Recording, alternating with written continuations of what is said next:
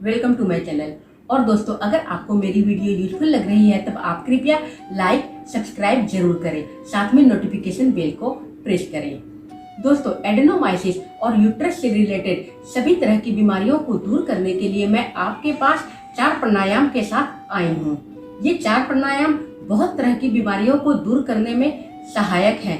प्राणायाम रोज करने से हमारी बॉडी की एनर्जी चैनल एक्टिवेट होती है, हार्मोन्स बैलेंस बने रहते हैं, चिंता, तनाव, डिप्रेशन इत्यादि दूर होती है। और प्राणायाम रोज करने से हमारी बॉडी के इंटरनल ऑर्गन्स में ऑक्सीजन फ्लो इंक्रीज होती है, टॉक्सिन्स बाहर निकलती है। प्राणायाम रोज करने से हार्मोन्स बैलेंस बने रहते हैं, रिप्रोडक्टिव ऑर्गन्स ठीक तरह से काम करने लगते हैं। और प्राणायाम रोज करने से इंटरनल ऑर्गन्स में ऑक्सीजन फ्लो इंक्रीज होती है, टॉक्सिन्स बाहर निकलती है। अगर हम प्राणायाम रोज करते हैं तब हमारी lower abdominal organs, reproductive organs से टॉक्सिन्स बाहर निकलती है और उसमें ऑक्सीजन फ्लो इंक्रीज होती है, जिसके कारण यूट्रस से रिलेटेड सभी तरह की बीमारियां दूर होती है। और आप जानते ही हैं कि प्राणायाम रोज करने से चिंता, तनाव दूर होती है, जो कि बहुत सारी बीमारियों का जड़ भी माना गया है। इसलिए आप प्राणायाम जरूर करें। और दोस्तों, प्राणायाम एक सीरीज के साथ किया जाता है। पहले कौन सी प्राणायाम करनी है और उसके बाद कौन सी प्राणायाम करनी है, यह जानना बहुत जरूरी है। और साथ में प्राणायाम की सही स्टेप्स को जानना भी बहुत जरूरी है। तो चलिए देखते हैं कि सबसे पहले हमें कौन सी प्राणायाम करनी चाहिए और कौन सी प्राणायाम मेंस्ट्रुअल क्रैम्प्स के दौरान अवॉइड करनी चाहिए। सबसे पहले मैं आपको कपालभाति की स्टेप्स बता रही हूँ। हाँ दोस्तों, अगर आपको मेंस्ट्रुअल क्रैम्प्स है तो मेंस्ट्रुअल क्रैम्प्स के दौरान कपालभाति को अवॉइड अवश्य करें। कपालभाति के लिए हमें सीधी बैठना है, अपनी पोस्चर को स्ट्रेट रखना है। चाहे हम वज्रासन में बैठे, सुखासन में बैठे या सिद्धासन में बैठे, हमारी बैक हमेशा स्ट्रेट रहेगी। आंखें बंद होनी चाहिए, क्योंकि पूरा ध्यान हमें सिर्फ अपनी ब्रीथ पर ही रखना है। माउथ हमारी बंद रहेगी और हम अपनी पेट को अंदर की तरफ प्रेस करते हुए ही ब्रीद आउट करेंगे। ब्रीद आउट हम नॉस्ट्रिल के थ्रू करेंगे।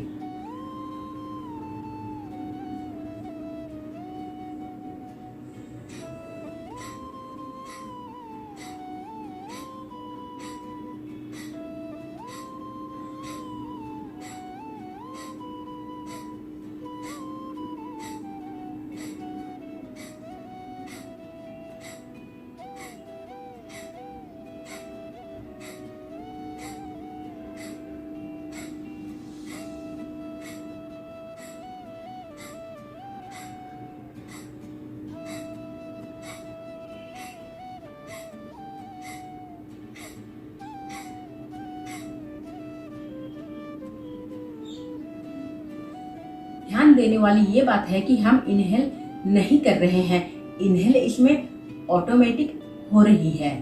कपालभाति में एक्टिव ब्रीद आउट है और इनहेल ऑटोमेटिक है। कपालभाति के बाद हमें नाड़ी शोधन करना चाहिए। अब आइए नाड़ी शोधन की स्टेप्स देखते हैं। आंखें बंद करके पद्मासन में सीधी बैठें। राइट नॉस्ट्रिल को थंब से बंद करें। लेफ्ट नॉस्ट्रिल से धीरे धीरे सांस 5 सेकेंड्स तक अपनी लंग्स में भरें।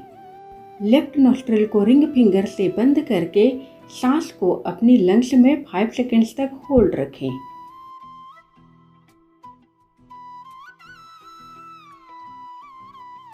राइट नॉस्ट्रिल से थंब को हटा करके धीरे धीरे 7 सेकेंड्स तक ब्रीद आउट करें। फिर नॉस्ट्रिल के बाहर 2 सेकेंड्स तक ब्रीद को होल्ड रखें। 2 सेकेंड्स तक ब्रीद को नॉस्ट्रिल के बाहर होल्ड रखने के बाद दोबारा सांस को अपनी लंग्स में राइट नॉस्ट्रिल से भरें। राइट नॉस्ट्रिल को थंब से बंद करके ब्रीथ को अपनी लंग्स में होल्ड रखें। लेफ्ट नॉस्ट्रिल से रिंग फिंगर को हटा करके धीरे धीरे ब्रीद आउट करें। फिर नासिका के बाहर ब्रीथ को होल्ड रखें और इस स्टेप्स को इसी तरह दोहराते जाएं। नाड़ी शोधन हमारे इंटरनल ऑर्गन्स, हमारी आर्टरीज, वेन, सभी ऑर्गन्स की प्यूरिफिकेशन में हेल्प करता है। नाड़ी शोधन करने से इंटरनल ऑर्गन्स में प्योर ब्लड की सप्लाई होती है, टॉक्सिन्स बाहर निकलने लगती है। इंटरनल ऑर्गन्स में ऑक्सीजन फ्लो इंक्रीज होती है, लंग्स में ऑक्सीजन की कैपेसिटी बढ़ती है। रेगुलरली नाड़ी शोधन करने से बहुत सारी बीमारियां दूर होती है। हमारी बॉडी के फंक्शंस ठीक तरह से काम करने लगते हैं, सभी हार्मोन्स बैलेंस बने रहते हैं। आप टाइम निकाल करके सुबह शाम नाड़ी शोधन अवश्य करें। यह अनुलोम विलोम से ज़्यादा फायदेमंद माना गया है। दोस्तों, अगर आप कपालभाति 3 मिनट तक कर रहे हैं तब नाड़ी शोधन 6 मिनट तक करें। अगर आप कपालभाति 5 मिनट तक कर रहे हैं तब आपको नाड़ी शोधन 10 मिनट तक जरूर करना चाहिए, उसका डबल करना चाहिए। जो भी कपालभाति की साइड इफेक्ट है वह नाड़ी शोधन करने से दूर होती है। नाड़ी शोधन के बाद हम करेंगे एब्डोमिनल ब्रीदिंग। आंखें बंद करके बैठे और 5 सेकेंड्स तक गहरी सांस अपनी एब्डोमेन में भरें। 5 सेकेंड्स तक सांस को अपनी एब्डोमेन में होल्ड रखें, माउथ को अपनी बंद रखें। धीरे धीरे अपने नॉस्ट्रिल से 7 सेकेंड्स तक ब्रीद आउट करें। ब्रीद आउट की ड्यूरेशन ब्रीद इन से लंबी होती है। ब्रीद आउट के बाद 2 सेकेंड्स तक नॉस्ट्रिल के बाहर सांस को होल्ड रखें। Again deep inhale for 5 seconds. Stomach बाहर की तरफ एक्सपेंड होगी। ब्रीथ को एब्डोमेन में होल्ड रखें, फिर धीरे धीरे ब्रीद आउट करें, फिर नॉस्ट्रिल के बाहर होल्ड रखें। यह इसकी स्टेप्स हैं। एब्डोमिनल ब्रीदिंग प्राणायाम सही तरीके से करने से हमारे एब्डोमिनल ऑर्गन्स में ऑक्सीजन फ्लो इंक्रीज होती है, प्योर ब्लड की सप्लाई होती है और टॉक्सिन्स बाहर निकलने लगती है। इस तरह सभी एब्डोमिनल ऑर्गन्स प्यूरिफाइड होकर के डिसीज फ्री हो जाते हैं और सभी बीमारियों से मुक्त हो जाते हैं। एब्डोमिनल ब्रीदिंग प्राणायाम करने से रिप्रोडक्टिव ऑर्गन्स ठीक तरह से काम करने लगते हैं, रिप्रोडक्टिव हार्मोन्स बैलेंस में बने रहते हैं। यूट्रस से रिलेटेड सभी तरह की बीमारियां दूर होती है और भी इसके अनगिनत फायदे हैं। पूरा ध्यान सिर्फ हमें अपनी सांसों के ऊपर ही केंद्रित करना है, क्योंकि सांस हम एक अनुपात में ही अंदर भर रहे हैं। यह प्राणायाम चिंता तनाव को दूर करके हार्मोन्स को बैलेंस बनाए रखने में मदद करता है। हमारे भीतर एक नई ऊर्जा की प्रवाह को बढ़ाता है। बॉडी को एक अद्भुत एनर्जी मिलती है और कॉन्फिडेंस का लेवल बढ़ता है। ब्रेन भी हमारे ठीक तरह से काम करने लगती है और मेमोरीज भी बढ़ती है। एब्डोमिनल ब्रीदिंग में जब हम इनहेल करेंगे तब एब्डोमेन हमारी एक्सपेंड होती है, यानी बाहर की तरफ फूलती है, और जब हम ब्रीथ आउट करेंगे तब एब्डोमेन कॉन्ट्रैक्ट होगी। पेट को अंदर की तरफ प्रेस करते हुए ही हम ब्रीथ आउट करेंगे। एब्डोमिनल ब्रीदिंग की ड्यूरेशन 5 मिनट है। अब हम करेंगे बद्धकोणासन यानी बटरफ्लाई। सबसे पहले अपनी दोनों पैरों को दोनों तरफ फैलाएं।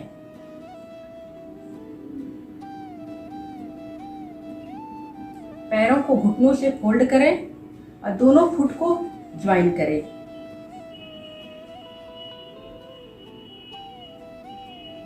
फुट को सामने से दोनों हाथों से पकड़ें और प्रेस करें।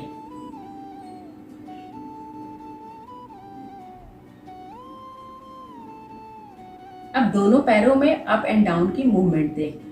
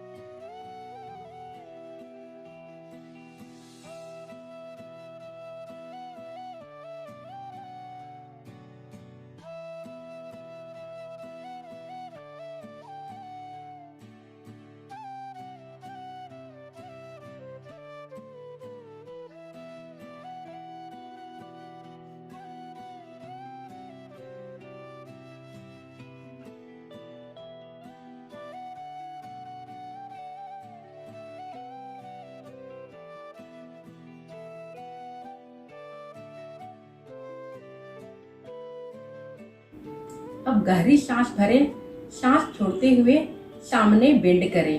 हेड को फ्लोर पर टिका करके ब्रीथ को होल्ड रखें।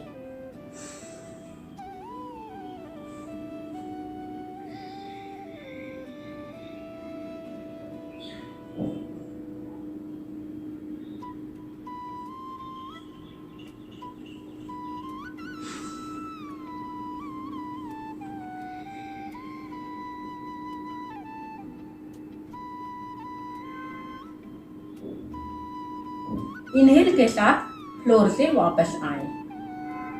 दोबारा देखें। गहरी सांस भरें, सांस छोड़ते हुए सामने बेंड करें। ब्रीथ को होल्ड रखें। हेड को फ्लोर पर टिका करके ब्रीथ को होल्ड रखें।